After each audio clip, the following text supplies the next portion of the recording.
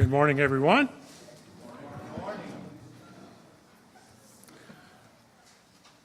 A few announcements for you this morning. First off, you should have been handed an announcement sheet when you came in this morning. It has all kinds of good things happening that we won't mention. So if you didn't get one of those, grab one from the table on the way out. Cut things out, put them on the fridge. Do people still do that? Okay, just checking.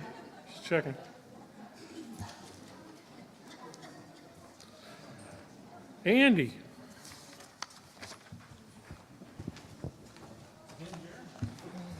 Good morning. Good morning. I'm going to follow Mary Groff's lead in her fancy hats to give announcements. Did y'all know that every bee in the hive has a job? From foragers to nurses to guards. And the hive thrives because everyone contributes. And that's how St. Andrews is. Each of us has a role to play, and when we share our gifts, our whole community thrives. So next Sunday, September 14th, we'll gather for lunch, and then we'll have our Buzz and Belong Church Life Fair, where we will get to walk around and visit with all of the tables and learn about the different groups and ministries that make St. Andrews such a wonderful community. And who knows, you might find a place where you want to get involved. We'll have created a bingo card, and you'll go around and the different tables will stamp your card. And once you get a bingo, then you'll get a tasty treat baked by our very special baker bees, Natalie Hinson and Sarah Lenoir. So I'm also excited to share that we will be debuting a video that I put together about the history of St. Andrews, where we will look at where we've come from and where we're going. See you next Sunday. Thank you.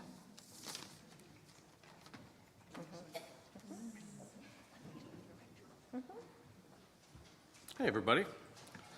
I have a few folks that I would like to say thank you to. Quite a few. Babs, Betsy, Carol, Chris, David, Don and John, Edwina, Elliot, Jean, Jennifer and Kai, Joe and Joseph, Judd, Keith, Michael, another Michael, Mina, Natalie, Peggy, Raquel, Sam, Sarah and Kenna, and Steve. If you're wondering why I'm thanking all those people, that is everyone that has worked on the hands-on housing projects over the last couple of years. Over 25 people, we've done 3 houses. They're a wonderful event. We're gonna do it again, October 11th, that's 5 weeks from yesterday. You can sign up to do a half day, a full day, whatever you're able to sign up for. We'll go to a house over in East Austin, we'll paint, we'll have a great time. It's a really wonderful event. I encourage you to get involved. There's a sign-up sheet out there, or you can come talk to me either way. And let's see, did I miss anything? Oh yeah, last time we had over 18 people from St. Andrews, and we were looked at as the pros of the group. Somehow the third time makes you an expert, apparently. So if you want to become a pro, then come on out. Help paint. If you can't paint, if you can't climb ladders, that's fine. If you can hand out water bottles to people, anything, whatever your talent is, we'll make sure that you're accommodated. So thank you all. Again, October 11th. Appreciate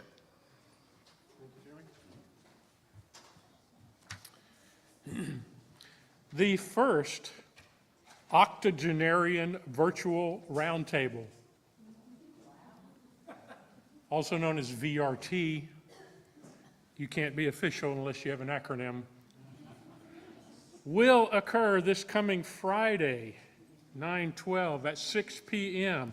If you are 80 plus and a member or visitor at St. Andrews, you're welcome to join the Zoom socialization. The way you find the link to that is by going to the church website and looking at the calendar on that day, Friday, 9/12, Octogenarian Virtual Roundtable. So check that out if that's something that applies to you. We have a new art show that is art by our kids. And so you need to check that out after the service. There is a reception, an official opening of the art show. So check that out as well. I think I can give it to you now. All right. The handoff. Good morning, good morning. We are so glad that you're here this morning. We know there's lots of things you could be doing on your Sunday mornings, and we're glad that you've chosen to spend your time here with us. I'm Carol Johnson. I'm the Minister for Welcome and Invitation, and I want to invite you all to record your presence on our clipboards.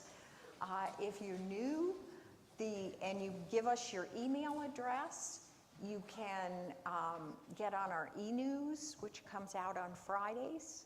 And on Sundays, it also comes out with Zoom information.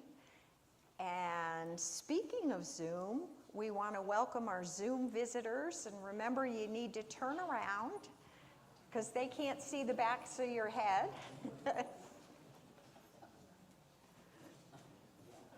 And Jerome and Babette are there, and they will have a gathering time for the Zoomers after the service.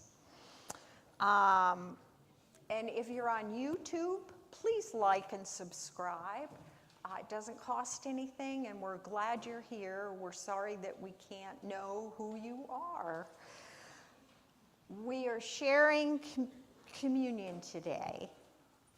We want you to know we use grape juice, and that all are welcome in the celebration. If you're on Zoom or YouTube, grab something to represent juice and something to represent bread. It can be anything, but have something ready so you can share with us. Please know that all are welcome in this celebration. It is a sharing of love and community. It is not a belief-based ritual. And so with that, let us come together in community.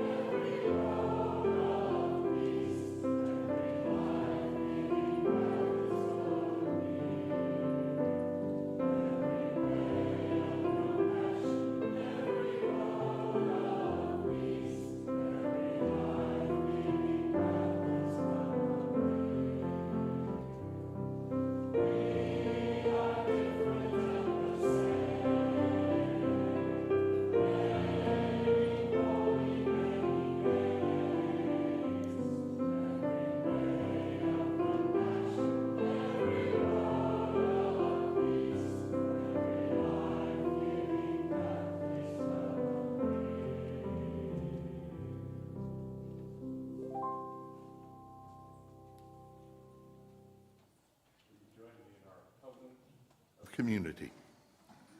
We pledge in the name of all that is sacred to be a sanctuary for all those gathered here. May this be a safe space for every age, gender, class, ability, sexual orientation, race, and belief. May we affirm what we have in common and celebrate our differences.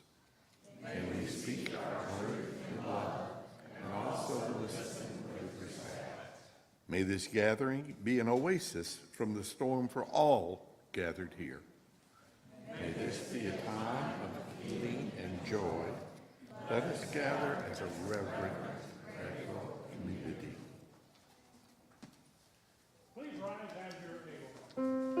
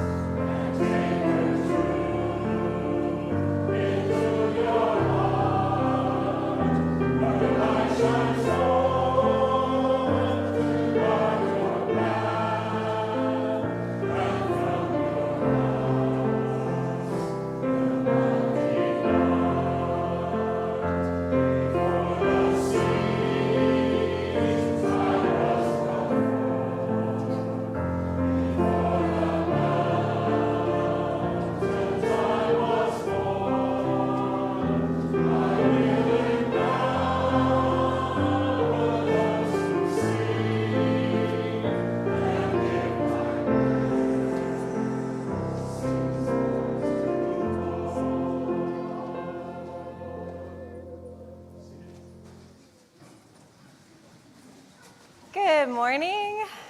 Hey. I want to welcome the young and young at heart up for our puppet show. Thank you for bringing bags of food for the food pantry up here. All right.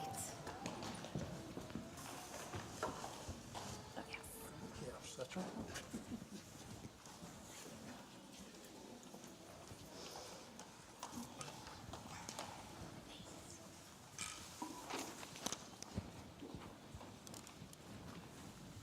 Thank you all for being here.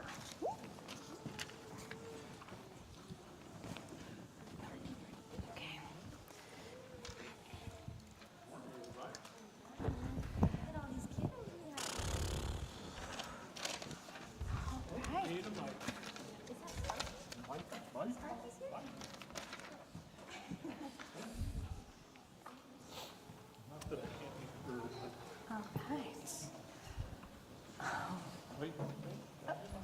All right.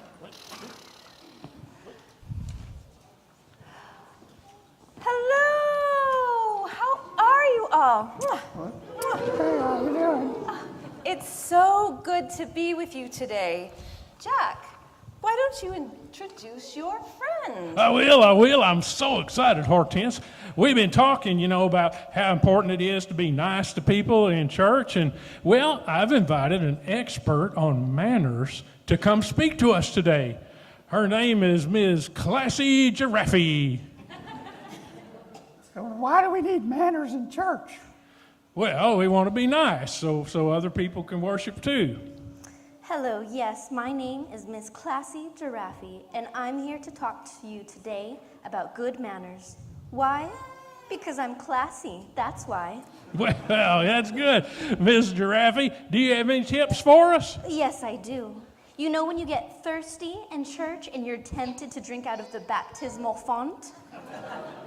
Well, we've all been tempted to drink out of baptismal font, right, young people? Well, don't. Wait until after the sermon and then take a swig. Why? Because it's classy. No, but wait. Manners are about respect. We would never drink out of the baptismal font. I don't know, she's making a lot of sense here. Yeah. And if you're chewing tobacco during a hymn, And who doesn't? don't spit on the floor. Use the pocket pew right in front of you. Why? Because it's classy. Ms. Giraffe, I was kind of hoping you'd talk about how we can show each other respect. And when you're hogging the refreshments after church, and you want to make sure you get all the donuts, and one pops out of your mouth and hits the floor, That happened to me last week. well, put the donut back when no one's looking, and take a clean one. You could get sick eating dirty donuts. How do I know that? Because I'm It's classy. Yeah. But Ms. Giraffe, I really think that manners boil down to respect. We share refreshments after church, don't we, young people? Yeah. And we don't want anyone else to get sick from dirty donuts either, do we? No. That's what manners are all about. They're about respecting each other. Jim, do you have a song for us? No. A donut song. Okay. I want a donut song. Will y'all help me sing a song? This is a song we haven't done in a little while, but I like it. Oops, look out. The words are love, love, love. That's what it's all about.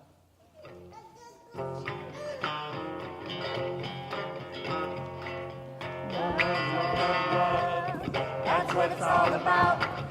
Love, love, love. That's what it's all about. Love, love, love. That's what it's all about. Ready? That's what it's all about. Love, love, love. That's what it's all about. Love, love, love. That's what it's all about.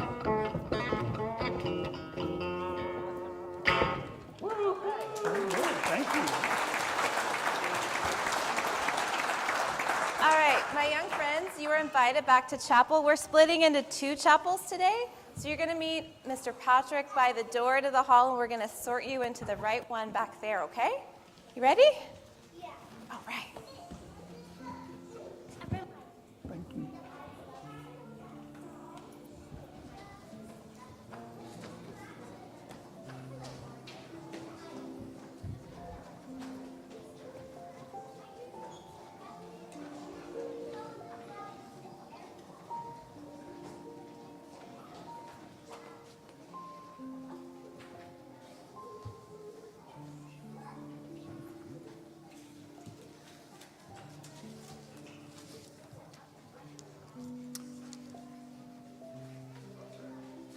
I awoke to the confusion of a new day, the scraps of dreams, memories of yesterday, and new cravings creeping into awareness.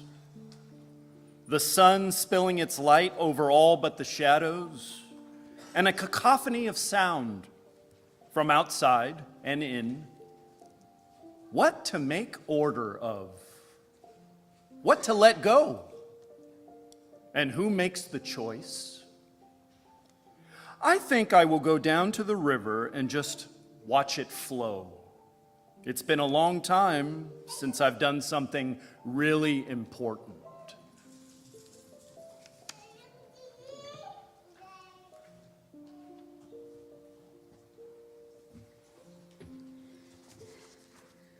Well, since the river is a little too far away for us to go down to, we will take this time to just kind of center ourselves, and we want everyone to feel free to meditate or think about the things that you want to think about, the people that you hope have a better life, or whatever your concerns are, as we say words here that try to kind of cover the waterfront of a lot of different concerns that we may have. So please join me in this time. Gracious and loving Spirit, troubling times seem to have become the new normal. So we gather here to find our grounding. We gather in love, seeking to find renewed hope and moments of peace. May we continue to offer that same love and hope and chances for moments of peace as we move out into the world filled with much fear, despair, and even anger over how the powers that be are treating those viewed as illegal or not deserving of humane care and protection. We lift up all those who have been left without a voice by the very people who should be lifting them up and protecting them. May we remember that only love can conquer hate. Only nonviolent actions can respond to brutality, and only hope can conquer despair. May we stay centered in love as we approach each new day. In this time of solace and renewal, may we continue to deepen our connection to all that is sacred to us, all that brings hope and love, not only to us, but to all our deeply hurting world. We acknowledge that we are searching for those small things that renew our hope, renews our compassion, and renews our faith in humanity. In the name of love, we lift up these thoughts and all the thoughts, hopes, and concerns of our greater community. Amen.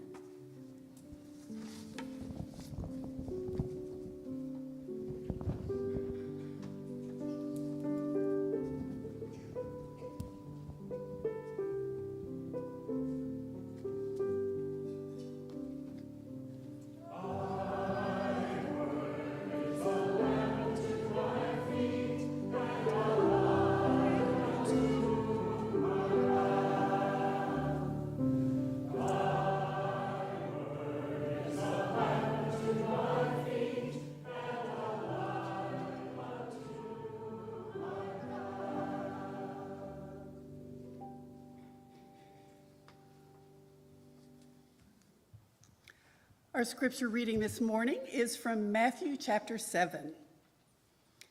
This is Jesus teaching, don't judge, or you yourself will be judged. Your judgment on others will be the judgment you receive. The measure you use will be used to measure you. Why do you look at the splinter in your neighbor's eye and never see the board in your own eye? How can you say to your neighbor, let me remove the splinter in your eye, when the whole time there's a 2x4 in your own? Hypocrite, remove the board from your own eye first. Then you'll be able to see clearly to remove the splinter from your neighbor's eye. Ancient words from our tradition for our present day consideration.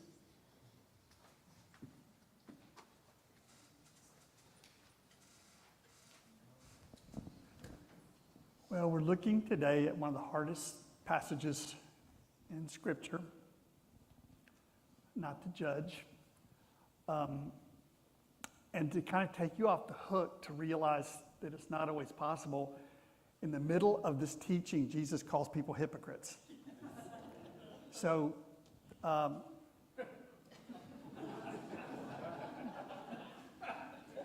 don't be surprised if you find yourself slipping on this one, because it's not always possible. We catch ourselves after we've done things.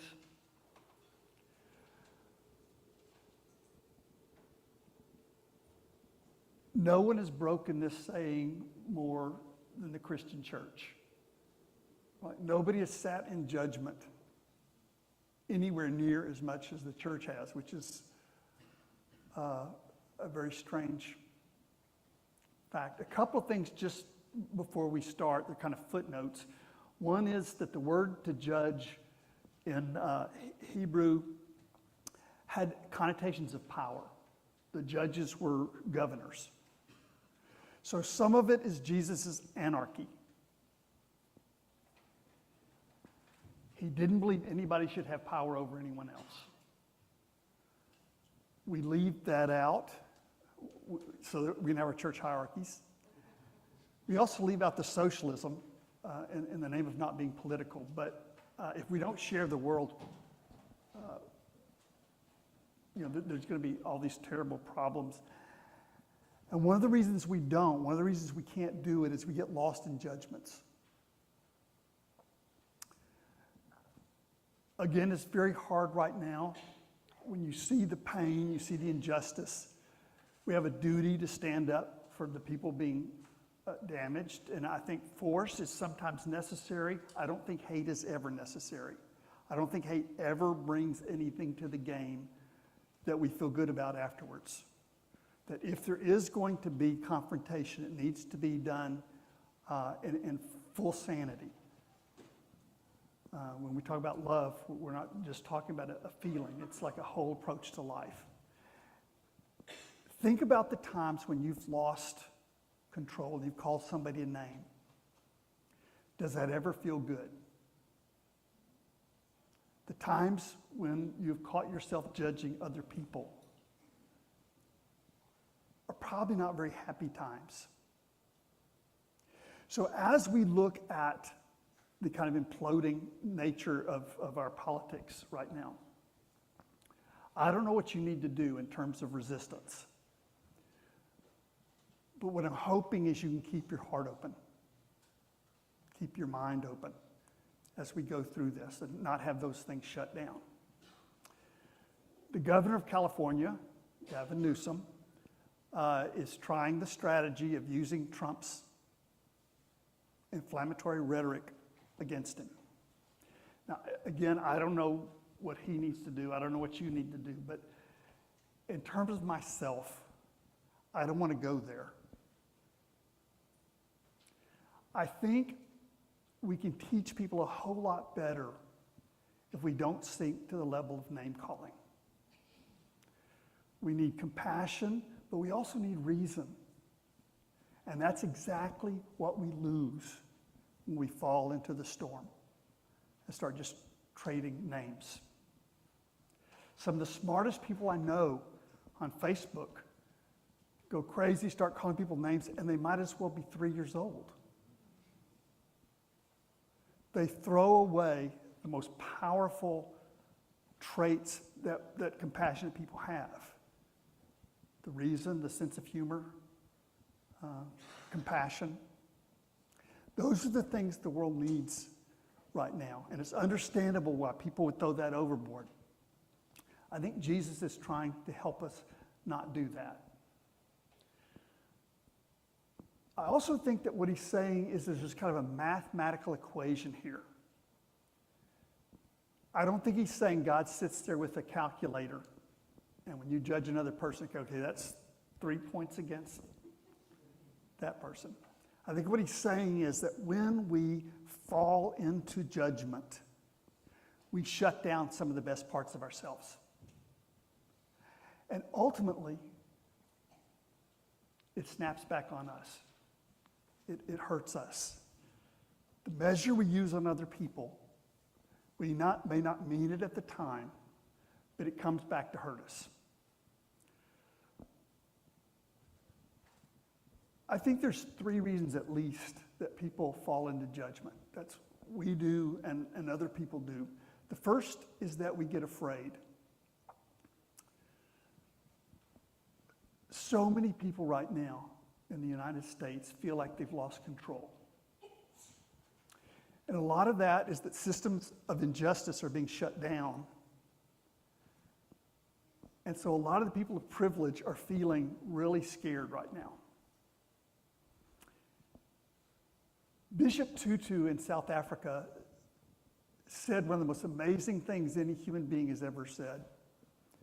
And I still don't understand it, but I admire it. He said, during the midst of the struggle, when apartheid was just so murderous, he said, we will never get free until we can hear the cries of our oppressors. That we don't necessarily need that for the resistance part, but if we're going to build a livable world, we need to remember that the pieces have got to fit together at the end of this thing. The president this week, well, any week, I'm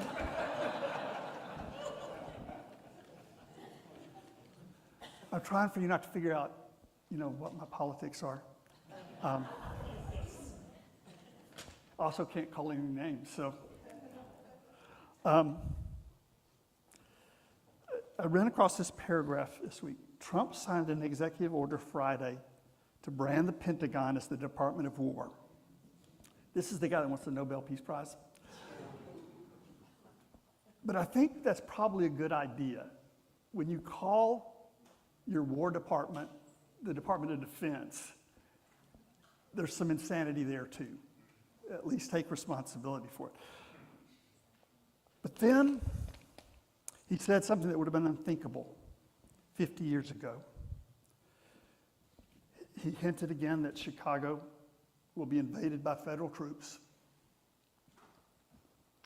And he said this, I love it. There was a picture of him like Apocalypse Now, one of the generals. He said, I love the smell of deportations in the morning. Chicago is about to find out why it's called the Department of War.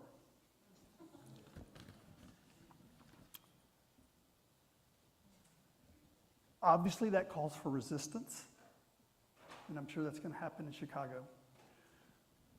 But what does the church bring to the game?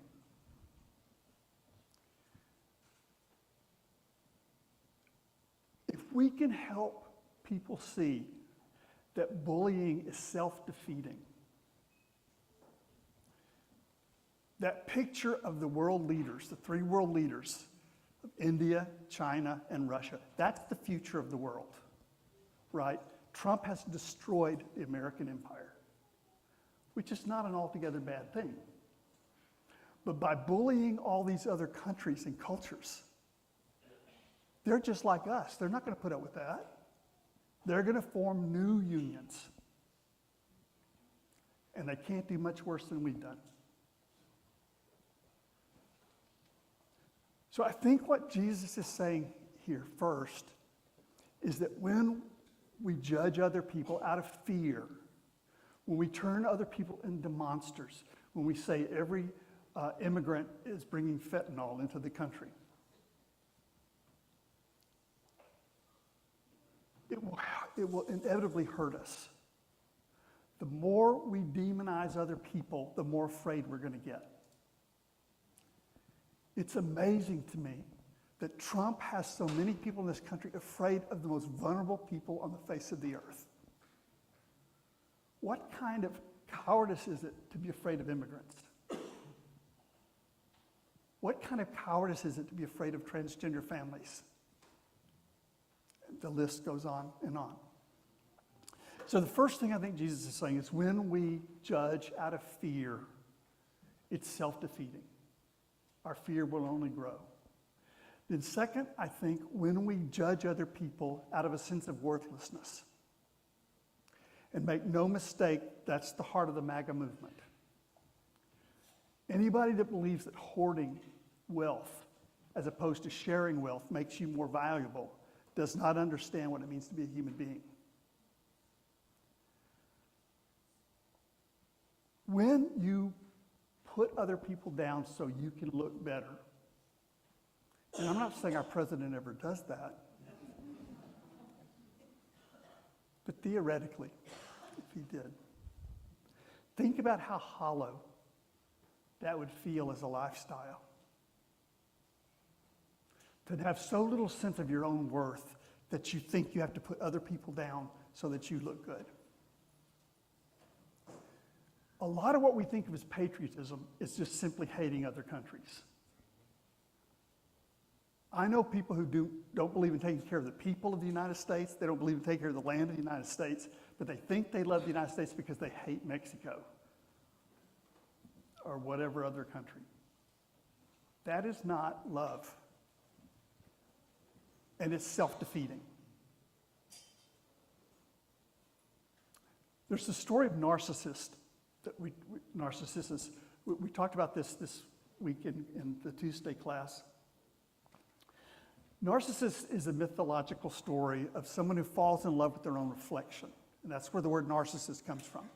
It's very important to realize that narcissism is not self-love.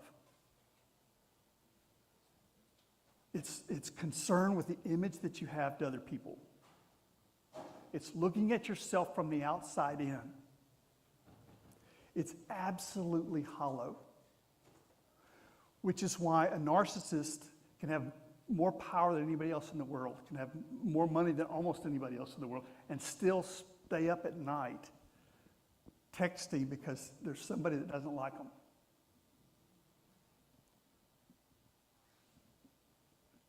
Truly self-confident people don't need to brag.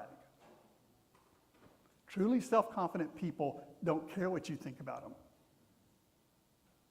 They know that they have infinite worth. They know they don't fit on any scale. So whatever judgment we have of other people poisons us. Whenever we put any kind of worth on another human being, that scale then comes back to hurt us. So the second thing I think that Jesus is saying is when we judge other people to try to feel better than them, that hollowness cannot be cured because it's not addressing that sense. When you think your worth comes from being better than somebody else, you don't know what your true worth is. Your infinite worth. So then the last thing that I want to point out today is that for some people, they judge just because the world has gotten so complicated. And they just want to simplify it. Friends and enemies, boys and girls. Remember when it was so simple, or we thought it was simple? The terrain wasn't really simple, but our maps were simple. And at some point, that comes back to hurt us. I was taught in school that the United States is always right and other countries are always wrong. Good countries are the ones that support us. Evil countries are the ones that somehow want their own minerals. And they don't want us to control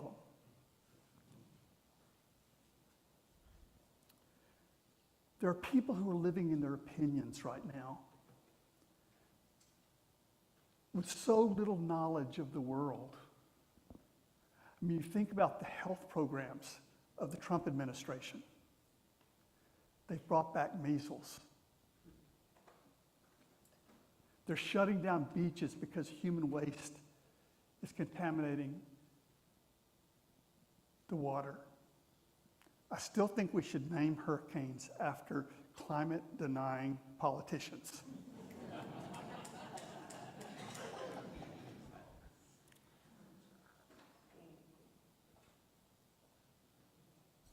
There's a psychological principle that I think really applies to our country right now. It's called the Dunning-Kruger effect. Maybe some of you have heard of it.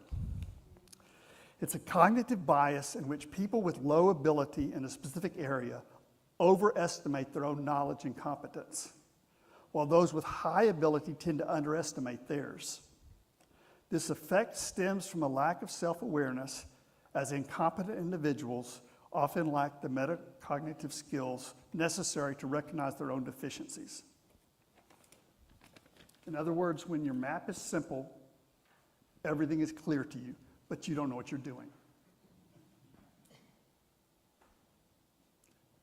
And the less you know, the more confident you may be. That explains the Trump cabinet.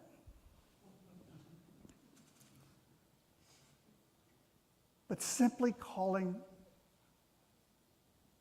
that dynamic out is not healing the wound. If the church doesn't keep our compassion, if we don't keep our reason, if we don't keep love at the center of our message, who will? Who will call the human family back together and into wholeness if you and I don't? So the third thing I think Jesus is trying to share with us is the idea that when you try to make life simple by making your map simple, you're just going to get more and more confused because the world will be more and more of a mystery to you.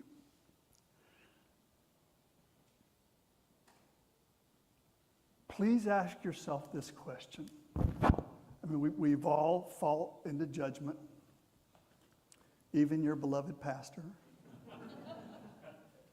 more than you even know. But I also know that I've never been happy when I do that. It may be happy for a little while. It feels really good at first. It's like scratching poison ivy. It feels great at first. But the unhappiness only grows. It only grows. So what I take from this passage is, if I feel called to judgment because I'm afraid, those judgments are going to only increase my fear.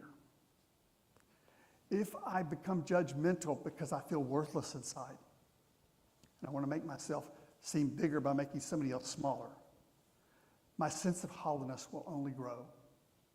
And then finally, if I'm trying to make life simple of friends and enemies and good and bad, and I make my map so simple that the world is a mystery to me, my confusion will only grow. I'm going to close with a quote. I used it a couple of weeks ago. I wish I'd saved it, but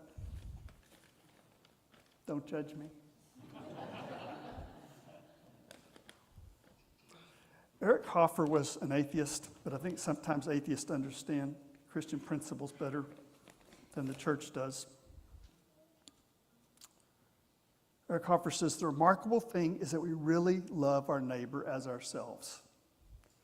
We do unto others as we do unto ourselves.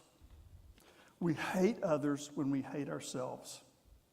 We are tolerant towards others when we tolerate ourselves. We forgive others when we forgive ourselves. We are prone to sacrifice others when we're ready to sacrifice ourselves. In other words, the measure we use on others eventually is what we use on ourselves. Well, that's my understanding of our passage. We'll take a moment now for you to think about how you would have preached these words.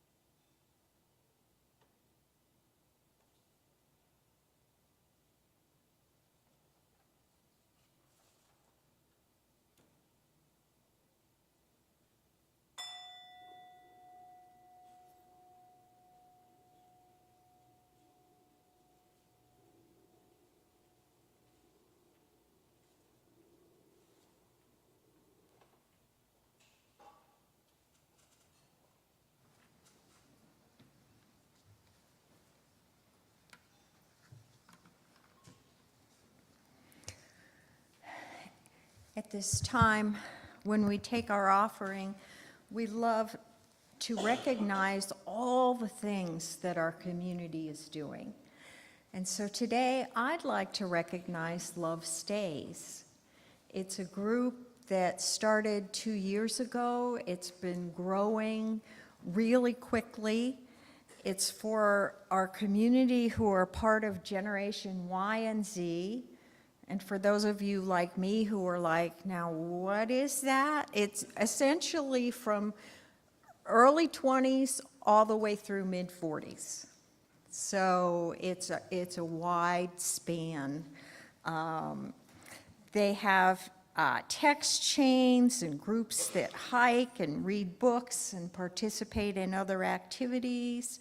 They meet on the second Sunday of the month after the 11 o'clock service. Often they have childcare. And they are sponsoring the Buzz and Belong Church Life Fair, which is next Sunday right after the church service, the 11 a.m. service. If you want to be hooked up with them, let me know. I can hook you up with Annalisa Cantu, who's chairing it, or Jeremy, and we will all be glad that they are part of us and such a vibrant part of our community. Will the ushers come forward?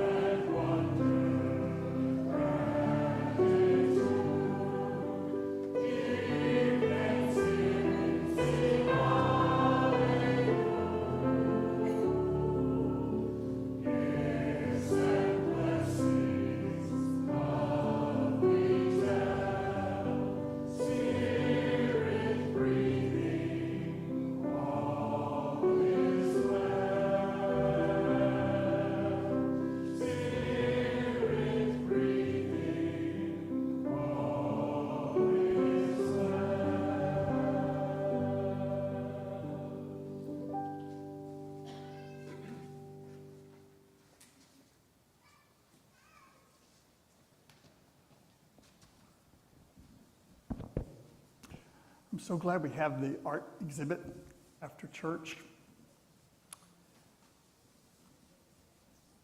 It seems to me that as important as champions of violence are, the front lines of the battle that we face are the artists. It's the artists that teach us to feel. It's the artists that bring us to empathy. And you can't really get to justice unless you go through empathy. Justice is taking empathy and then applying it across the board. So this next moment is not like a sermon. It's a different gear. This is an art piece. and I'm distracted right now, so let me break out of this for just a second. Representative Tallarico, probably you're not going to be spending a lot of time here in the future. If the Texas Tribune is right, and you're running for senator, please know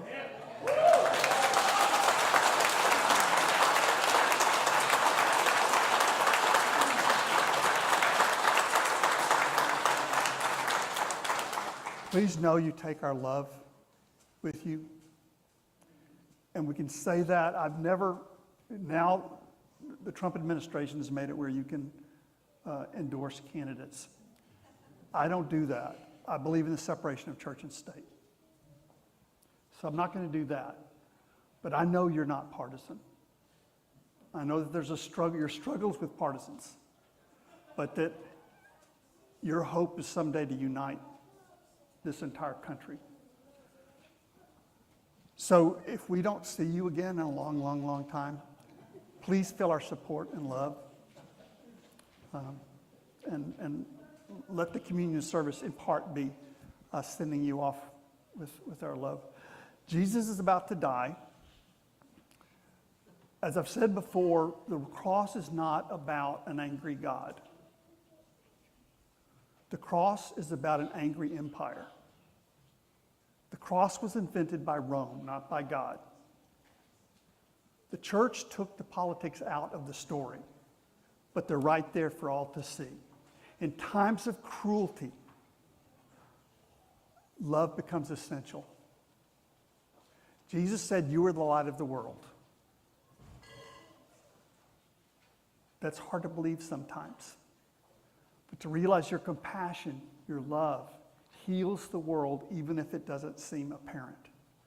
So, as Jesus is trying to help his people understand what his sacrifice is going to mean, and it's not a sacrifice like to make God happy. It's a sacrifice because he's not going to stop advocating for human beings over and against this machine of empire. He's going to talk about feeding the poor, clothing the naked, all the things empire doesn't do. And he takes his people and he sets them down and he says, very soon I'm going to be executed by the state. When that happens, I want you to come together. And he said in my name, but I think it means in his sake, in the love that he taught them. He said, what I want you to do is take the bread and break it and say, this is my body, which I'm giving to you. Rome did not steal this from me. I'm giving it to you. And I want each of you to take a piece of it, because when you love one another, you become my body. We are a part of a larger life, and that's what can give us hope through these coming years.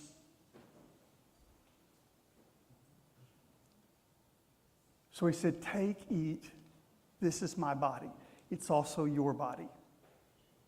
You are a part of this story. This is the part I always used to hate. The cup of blood.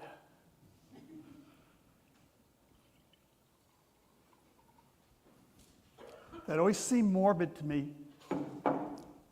but I don't think I ever really understood communion until I started understanding oppression and the struggle of liberation theology against the oppression of South and Central America. This table will mean more and more to us if things get worse and worse. What this is saying is your pain is not in vain. Even if it comes to blood, your pain is not in vain. Koinonia is the word that's used here for communion. It means the unity of humankind. That love will heal the world. It won't save us from the storm to come, but it will heal the world. Jesus is saying, please know this cup is a promise to you that your suffering is not in vain. Continue to love, continue to be the light of the world, and we will weather this storm. Will the servants come forward?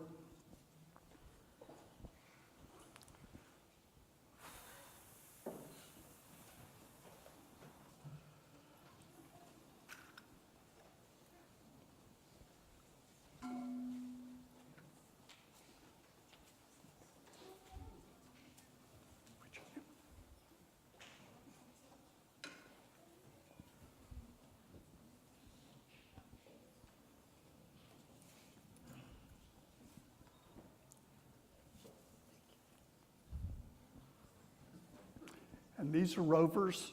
That means that if you don't feel like getting up and you would still like communion, they'll come to you, but don't feel like you need to do this. If it doesn't feel comfortable, you can sit and kind of meditate. There's also candles to light in the back, but please know you are welcome here.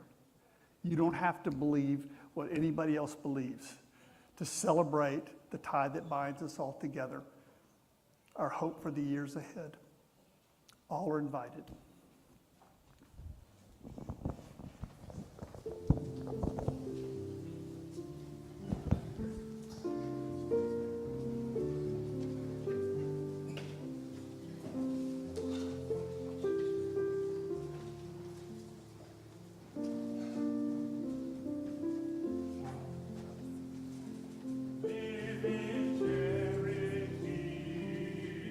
And stand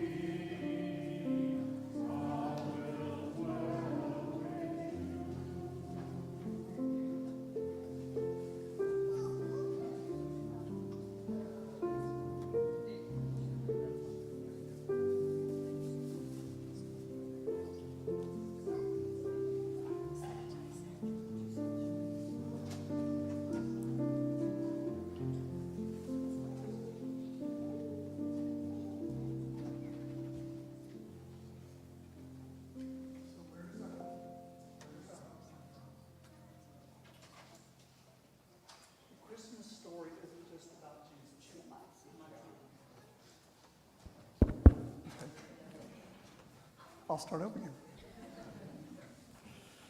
So where does our hope come from? Not from the competence of your pastor. Thank God. In the Christmas story, I think as it was originally understood, it was the story of a child born of the stars. It's a universal story. It's also your story. You and I are children of the stars. So even a time of shadows does not dim our light. I hope things turn around, but we don't need that to live the rest of our lives in dignity and joy and peace. Please know there's a depth in you beyond what this world has to give. And it's not magical, otherworldly stuff. You are the universe in personal form. You are stars that have exploded to lead to this moment. Please enjoy each day. Don't let crises rob you of the gift of your life. Live in joy, live in dignity, spend some time helping other people. But know that you are a gift to the world, just exactly the way you are. That was supposed to be a prayer, but yeah. So what's next? We sing. Please rise as you're able.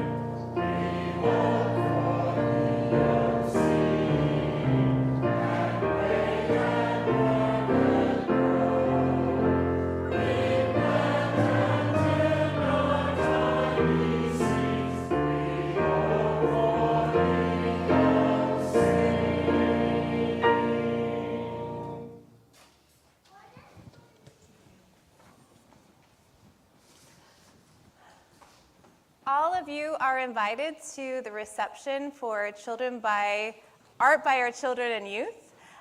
Please take some time to enjoy and celebrate these wonderful works of art that many children in this room have prepared. And I want to read to you a declaration of support for children and youth at St. Andrews that the session passed last year. Children and youth are a sacred gift, a wellspring of life for our community. They are the bearers of our message of radically inclusive love to future generations.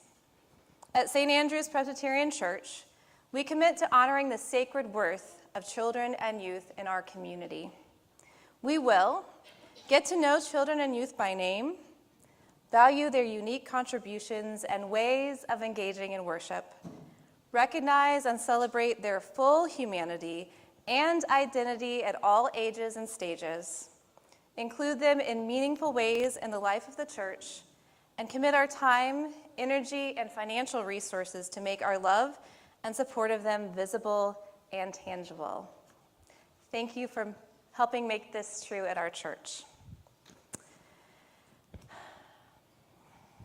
If we lash out, Who will bring kindness into the world? May we break the cycle of fear and judgment that keeps us all bound in knots of pain. In love's many names, let us be free to love. Amen.